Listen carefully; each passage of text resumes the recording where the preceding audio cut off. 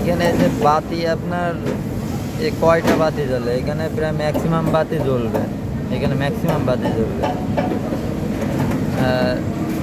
এটা গেছে আপনার হচ্ছে ইসের আউটপুট, উপরে মনিটরের আউটপুট। ওই মনিটরে আপনার কম্প্রেসারের ওইটা অন হচ্ছে না, কম্প্রেসারটা অন হচ্ছে না, প্লাস কোনো ইয়েতে কাজ করতেছে না, ব্যাটারি সুইচে কাজ করতেছে না।